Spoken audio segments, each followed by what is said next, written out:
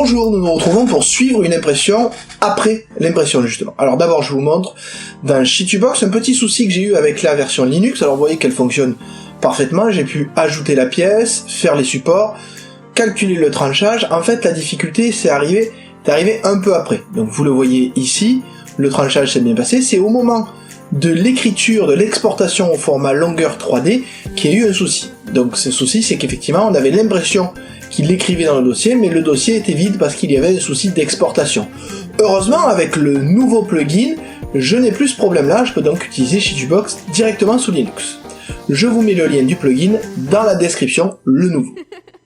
Alors maintenant, reprenons plus calmement, sous Shitubox, c'est donc ma pièce, vous voyez que c'est un support pour téléphone et une petite vis que j'ai mise devant, parce qu'il t'a imprimé, autant faire mes essais, je cherche un pas de vis Kodak pour montrer mes appareils photo. Enfin, surtout un micro, mais bon.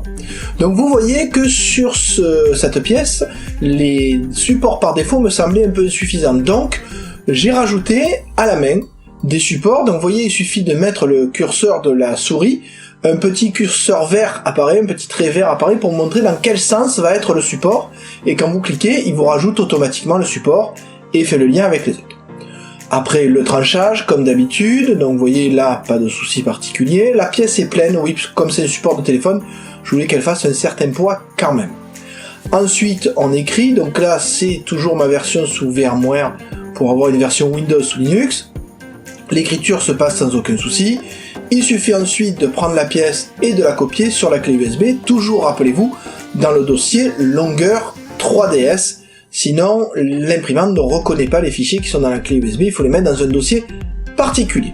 Donc vous voyez là, la copie du fichier qui est en train de se faire. Je sors la clé, je la branche, l'impression est passée, maintenant on en arrive évidemment au nettoyage, puisque je voulais vous montrer ce que devenait une pièce une fois qu'elle était imprimée. Donc là, vous avez la pièce qui s'est imprimée correctement, avec ses nombreux supports. Première chose, il faut la décoller. Donc vous voyez qu'on peut passer en dessous du radeau, raft en anglais, c'est d'où l'importance d'avoir ce radeau. Et en fait, vous remarquerez, il est légèrement biseauté, ce qui permet de faire passer, vous voyez, juste tout le long, ce qui permet de faire passer la spatule en dessous. Donc une fois que cette spatule est passée, pensez à tenir votre pièce, parce que sinon elle peut se décoller d'un coup, comme ça me l'avait fait pour le dinosaure, et vous risquez de la faire tomber. Ensuite, nettoyage évidemment du plateau, pour pouvoir le remettre en place pour la prochaine impression. Peut-être une licorne pour un cadeau à l'école, mon fils, mais j'ai pas tout suivi. Et nettoyage de la pièce avec l'alcool isopropylique. Pensez bien à mettre des gants et un masque, parce qu'effectivement ça sent très très fort, ce sont des produits très agressifs au niveau des poumons, et qui sont aussi nocifs pour la peau, d'où les gants nécessaires. Donc là, je fais en sorte que toute ma figurine soit couverte par l'alcool isopropylique. Ensuite, un passage au nettoyage ultrason, je reviendrai pas sur toutes les étapes, mais je préfère les montrer pour que ce soit clair. Oui, parce que mine de rien, au total, le nettoyage d'une pièce comme ça m'a pris environ 30 à 40 minutes. Une fois que cette pièce est bien nettoyée dans le bain ultrason, en mettant plusieurs fois, on enlève les supports. Donc vous voyez que là j'ai pris un bac avec de l'eau chaude dedans. Pourquoi? Écoutez, voilà. On voit que les supports partent très très bien. Hein. L'avantage de le faire avant le durcissement, j'avais fait une vidéo là-dessus, que peut-être je mettrai en lien par là, si j'arrive à trouver comment on fait des fiches. Effectivement, je préfère retirer mes supports avant le durcissement plutôt qu'après, et je trempe ma pièce dans l'eau chaude, ce qui fait que les supports sont plus simples à enlever. Donc là, il y avait pas mal de supports. Alors vous voyez que j'ai pas la pince que j'ai d'habitude, c'est mon fils ayant joué avec, je la retrouvais pas. Mais on peut utiliser ce genre de pince aussi, ça fonctionne. Là, j'avais pas besoin de couper les supports, je les ai plus tirés qu'autre chose. Alors il y en a beaucoup. Pourquoi? Parce que d'abord c'est le système automatique, et parce que je voulais être sûr que cette pièce, je ne sois pas obligé de l'imprimer plusieurs fois, puisqu'elle était assez grande. Ça m'a demandé à peu près 10h30 d'impression, donc ça serait dommage de s'apercevoir que ça marche pas au bout de 5 heures. Vous voyez que le dessous de la pièce est quand même relativement irrégulier à cause des supports, et là je rince la pièce dans l'eau, tout en vérifiant que les derniers supports sont bien enlevés. Malgré tout, il restera quand même des traces, et c'est justement le sujet de cette vidéo, c'est de voir le post-traitement d'une impression. Alors, pour avoir essayé avec une imprimante à filament, le post-traitement est nettement moins important sur une imprimante résine que sur une imprimante à filament, mais il y en a quand même un peu pour avoir un résultat propre. Donc toujours les derniers supports à enlever et le séchage et nettoyage de la pièce. Bien entendu, une fois que cette pièce est prête, je vais devoir la passer au durcissement après avoir levé le support et malgré les marques qui peuvent rester. On les voit ici, vous voyez, notamment au niveau de la cuisse, il reste des traces dessus. Donc dernière étape, le durcissement aux ultraviolets. Alors comme ma pièce n'entrait pas bien sous mon durcisseur, il faut vraiment que je m'en fabrique un autre, plus grand. Je l'ai mis plusieurs fois, à chaque fois 99 secondes, puisque c'est le temps qui est précisé sur mon système, et à chaque fois je tourne la pièce pour que des faces différentes soient exposées aux ultraviolets. Donc vous voyez, là une fois tourné, donc je fais ça, pour cette pièce, j'ai fait ça 5 fois de mémoire, donc 5 fois 99 secondes, 100 secondes si vous voulez. Vous voyez à peu près le temps que j'ai mis pour durcir cette pièce. Donc là, normalement, on considère que la pièce est prête. Sauf que, dans ce type de travail, on veut un résultat propre pour pouvoir l'offrir, parce que là, c'est un cadeau que doit faire mon épouse à des collègues de travail, enfin. Et vous remarquez, je vous les montre là, qu'il y a des traces de support. Alors ces traces de support, certes, sont minimes, mais si on peut les supprimer, c'est nettement mieux. Donc, l'idée est déjà d'enlever au maximum ces traces avant de mettre un traitement à la figurine. Donc première étape, avec ma pince fine, je cherche tous les supports que je n'ai pas vus précédemment et que je peux enlever à la pince. Et vous voyez que finalement, il y en a pas mal.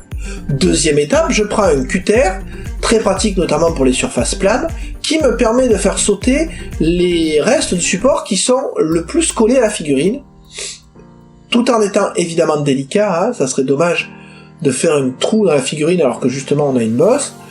Donc grâce au cutter, et pensez aussi à être délicat parce qu'il y a vos doigts juste derrière, on les voit là. Donc grâce au cutter, je peux faire sauter ces différents reliefs. Alors vous me direz, c'est pas mal, mais il va rester des traces. Alors c'est vrai qu'il va rester des traces, du coup l'étape suivante est relativement importante.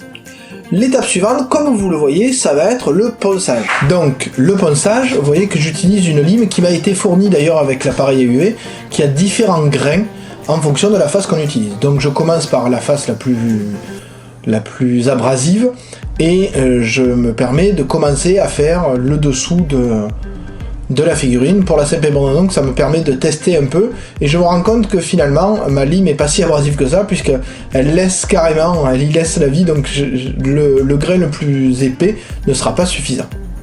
Donc pour faire plus simple, puisque j'avais quand même acheté le matériel nécessaire pour le faire, là j'utilisais cet outil parce qu'il était fourni avec mon durcisseur UV, je vais utiliser du papier de verre qui s'utilise à l'eau. Donc je vais utiliser du papier de verre qui s'utilise à l'eau. Vous avez vu un grain 500, donc il faut légèrement mouiller soit la figurine soit le papier et pouvoir le frotter dessus. Comme le support du bureau est relativement droit, j'appuie donc le papier de verre sur le bureau et je frotte la figurine. Vous voyez qu'on obtient quelque chose d'assez lisse. Alors je suis pas allé jusqu'à faire disparaître tous les picots parce que c'était pas nécessaire, c'est juste le dessous de la figurine, c'était pour faire un essai. Par contre, qu'on soit bien clair, ce type de technique en posant à plat le papier est valable parce que cette figurine avait cette grande surface plane.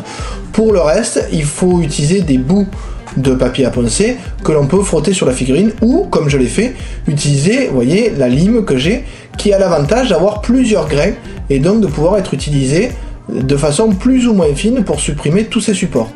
Donc pendant de longues minutes, puisque là ça a quand même pris une bonne demi-heure là aussi, pendant de longues minutes j'ai passé mon temps à observer la figurine, poncer les différentes traces de support, revérifier la figurine, reponcer les différentes traces de support, des fois utiliser un petit coup de cutter, tout ça pour avoir la figurine la plus propre possible avant de passer une couche d'après, c'est-à-dire une petite couche qui permet que la peinture qu'on va poser sur la figurine s'accroche bien. Alors là vous verrez, comme c'est un cadeau d'entreprise, évidemment, je me suis pas trop cassé la tête pour la peinture, mais en tout cas, vous avez là la démarche entière pour pouvoir peindre la figurine, même si là, c'est fait un peu rapidement. Alors, une fois tout fini, on nettoie un peu le bureau, évidemment, et je vérifie que la figurine rentre bien comme je veux. Dernière vérification, et notamment, je teste en mettant le téléphone pour voir si, parce que j'avais pas encore fait, si effectivement ça arrive à bien tenir un téléphone, si c'est assez lourd, si c'est stable, etc. Donc vous le voyez, pas de souci. la pièce sera prévue pour ça. Donc petite couche d'après, donc là ma caméra m'a lâché, vous avez vu que c'est très rapide. Étape d'après, très importante, maintenant je vais vouloir peindre le socle et la figurine avec des couleurs différentes. Donc première étape importante, je vais mettre du scotch de protection sur tous les éléments que je ne veux pas peindre évidemment. Je vais donc commencer par le socle, vous voyez que là j'ai couvert l'intégralité de la figurine pour être sûr qu'elle ne subisse pas la peinture que je vais mettre sur le socle, et j'en profite aussi pour protéger l'encoche dans laquelle se trouvera le téléphone. Comme ça, je suis sûr que cette zone-là ne sera pas peinte lorsque j'utiliserai une bombe de peinture pour mettre de la peinture et de la texture sur le socle. Donc c'est assez minutieux comme travail, mais cette étape est très importante parce que c'est elle qui va conditionner aussi la qualité de la peinture et de la finition que vous donnez à votre figurine. Donc ne la négligez pas et faites ça correctement. J'ai utilisé, vous voyez ici, une peinture texturée à 3 € d'ailleurs de chez Action il me semble, pour faire un ton pierre pour le socle. Donc les pulvérisations sont rapides, commencent en dehors de la pièce et finissent en dehors de la pièce, et sont le plus régulières et le plus fines possible. Il vaut mieux faire plusieurs couches fines que s'arrêter sur un endroit, ce qui risque de mettre des surépaisseurs, donc ça sera pas très joli sur la figurine. Étape suivante, une fois que la peinture est sèche, bien évidemment, je vous ai pas fait l'étape de peinture, de séchage de la peinture, il faut enlever le scotch. Donc vous voyez que la figurine a quand même été bien protégée, et évidemment, faites pas comme moi, faites attention, hein, j'ai tombé la figurine et la main s'est cassée, la main d'Iron Man, c'est dommage parce que c'est celle qui tient le téléphone. Donc une fois que le scotch est bien enlevé, on vérifie que la peinture n'est pas partie avec, il va falloir faire l'inverse, c'est-à-dire qu'il va falloir mettre du scotch sur le socle pour pouvoir peindre la figurine. Avant ça, je me permets de faire ressortir le prénom qui était devant, puisque c'est un cadeau personnalisé, autant en profiter.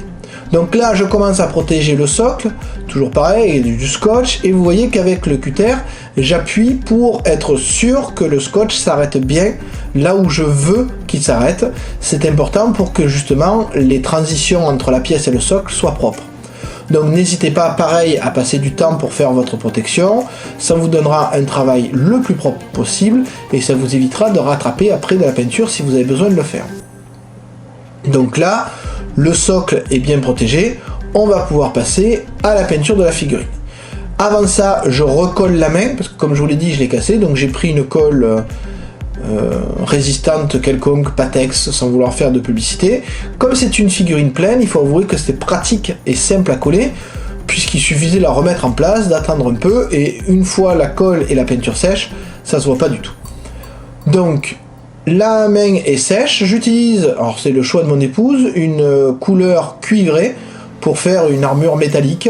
Donc pareil, des passes rapides qui commencent en dehors de la figurine et qui finissent en dehors de la figurine. J'en ai profité pour corriger un scotch, vous voyez que c'était légèrement relevé, et donc ça risquait de me masquer le pied et de faire une forme au niveau du pied. Donc, même chose, n'oubliez pas que entre le scotch et le primaire, j'ai quand même reposé un petit coup pour faire disparaître le maximum de traces. Après la couche de primaire, ça peut être utile. On enlève le scotch de protection du socle, qui va permettre de voir la figurine dans son ensemble. Donc même chose, cette fois je suis beaucoup plus prudent parce que j'ai peur de la faire tomber et de casser à nouveau la main. Sauf que là, après la peinture, je suis sûr que ça serait gênant à rattraper. Donc vous voyez la figurine terminée. Voilà, le dernier scotch à enlever. Vous voyez la figurine terminée. Et je vais essayer de... Vous voyez, quelques détails. Je vais essayer de vous montrer une petite vidéo qui vous montre le résultat final. J'espère que vous avez apprécié cette vidéo. Si vous avez aimé, n'hésitez pas à mettre un like, un commentaire et à partager, ce qui me permettra sûrement d'en faire d'autres. Allez, au revoir et bonne impression.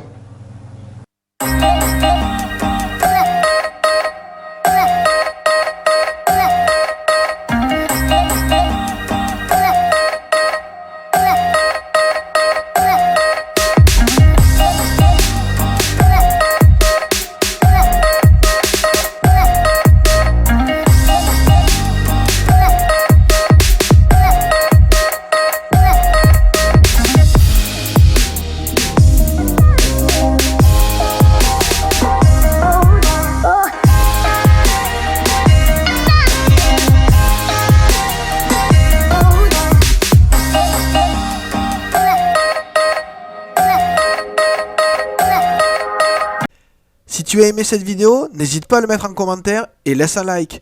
Et en plus, si tu veux que Monsieur Renoir soit encore plus connu, tu peux t'abonner et ne pas oublier la cloche pour avoir les notifications de toutes les vidéos à venir.